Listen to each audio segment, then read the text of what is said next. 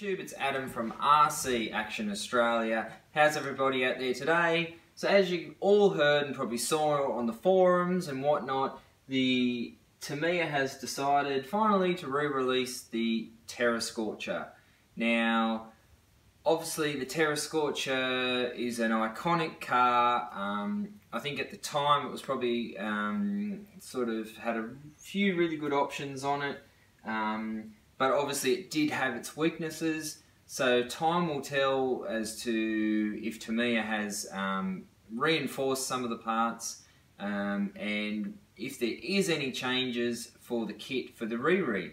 Now just by some of the changes, it doesn't look like there's many at all, just comes down to some of the parts are colour coded differently, but then again I haven't seen really in-depth photos.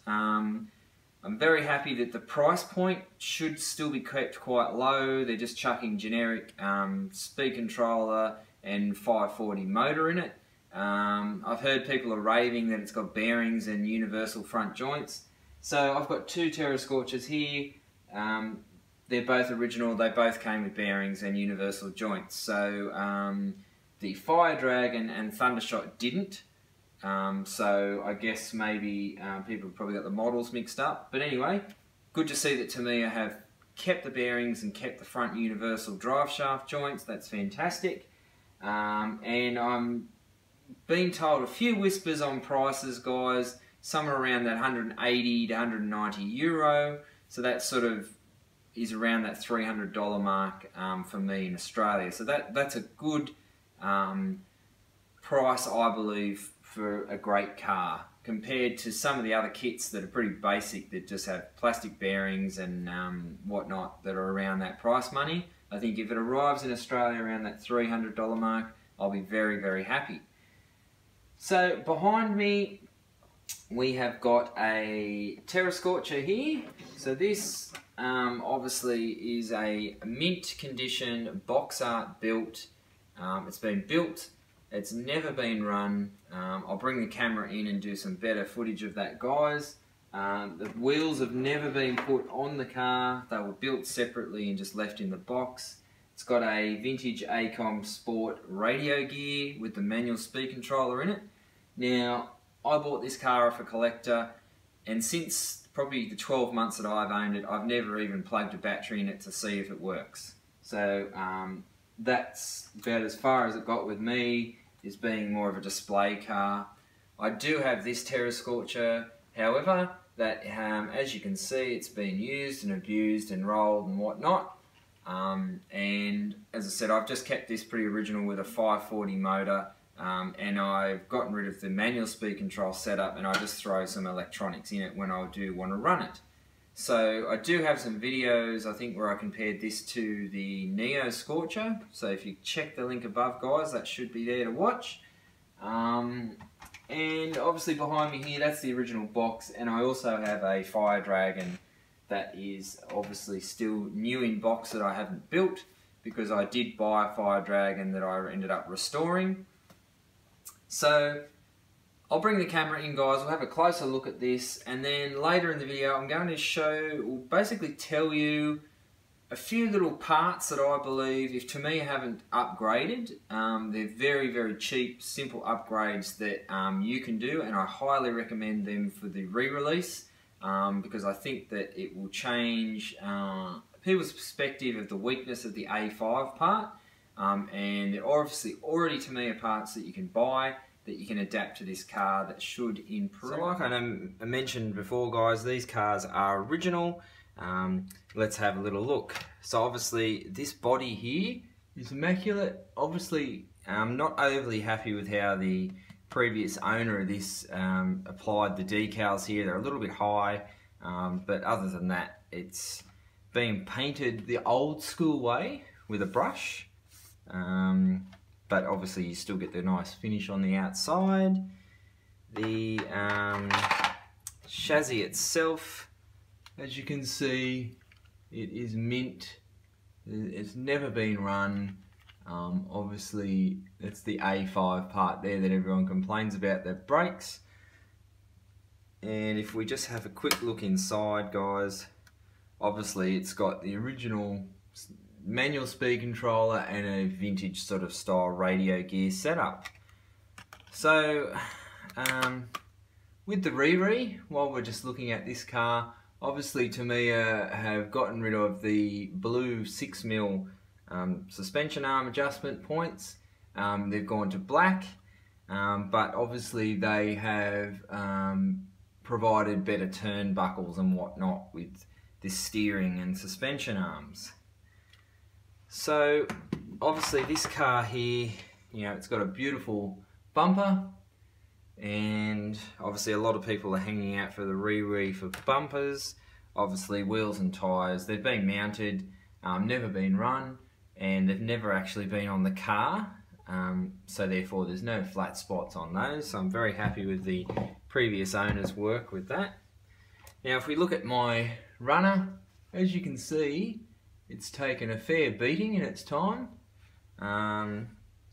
and as my runner, I did take the manual speed control setup out of this car, and when I do run it, I just put a Hobbywing 1060 into the servo space here and use it as a runner.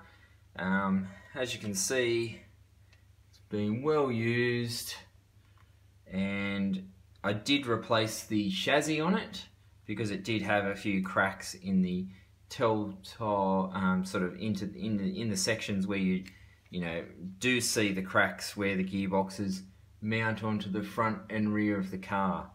So I was lucky enough that obviously the tubs are readily available, so I've upgraded that, and I have kept the original one as well because it really wasn't that damaged, but I just thought as a runner I would keep it to make it stronger at its weakest point.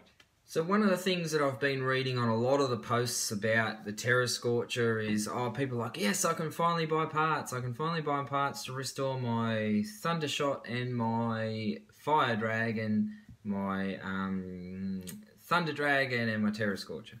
Now, so just to have a quick wind back the clock with that, guys, is you will be able to fix parts on your Fire Dragon and Terra Scorcher, I do agree. But when it comes to Thunder Dragon and Thundershot, parts for this car, majority will help you out, but there are some differences. And I didn't discover this until recently when I purchased a Thunder Dragon, and I started to put parts on it and things didn't really look the same. So I'll just run through those quickly now for you guys. So on the Fire Dragon and the Terra Scorcher, the rear hubs look like this. On the Thunder Dragon and Thundershot, the rear hubs look like this. So as you can see, they're a totally different shape. And that's not only for the rear hubs, the front hubs are also different. So the front hubs have this longer extended arm and probably a little bit more angle on it. Whereas the Terra Scorcher and Fire Dragon, this is just a parts tree, as you can see there, they are different. So that's sort of something to keep in mind, guys. Obviously, bumper bars, obviously people are going to be buying those in the droves, because to have a mint brand new bumper bar like that, that is very, very obviously going to be very, very nice, because usually the first thing to really get scratched on these cars is the bumper bar. And probably one of the other things that that people will want to buy, probably have spares, is the A parts trees. Now, not so much for the gearbox components, but more so for this A5 part up the top here. So that's universal across the whole range.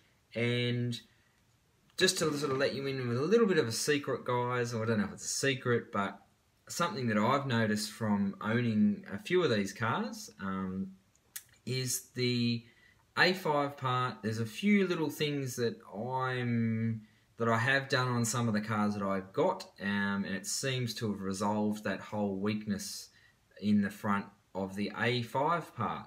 So one of those is to install one of these metal A5 part brackets, and that simply goes on before you put any screws and whatnot on the part. So that just strengthens it. So it's basically got a metal reinforcement rather than just relying on the plastic to take the brunt of all the suspension. And the other thing too, guys, is I don't have any to show you, but I'll put a picture of what I mean, is the stainless steel suspension pins with the C-clip ends. I've also noticed that if you run those in the front, there's no stress on the A5 part. So in conjunction with the metal bracket and the C-clip and stainless steel shafts, that seems to be a very, very good solution to the weakness of the A5 part. Now, why the C-clips is because I don't know whether that's going to show up too well there, guys, but you can see this plastic part here. Basically, you use the older style pin with a thread just at the end, goes in and screws up, obviously, and that the thread locks into the front of the part here. Now, the thread is actually larger than the hole, so obviously if you screw that in, it's going to increase obviously the pressure in there in that part, and over time I believe that that's the reason why these crack, because I have actually even I've restored a car, put a brand new A5 part off, and I've screwed those things in, and I've actually watched it split before my very eyes. So that's probably a bit of a secret or something for people that are doing the re-re. Definitely get yourself some stainless steel C-clip suspension arms at the front. I think they were $15 for a full set, so you could do front and rear. And I think I paid about $10 for this A5 part bracket. So I'll leave it there, guys. Thanks for watching. Hit like, hit subscribe. Hopefully the parts will arrive soon for my MF01 X build, sorry. And I'll show you some of the cool things that I discovered when I pulled that apart. But until then, guys, thanks for watching. I'll catch you on the next video.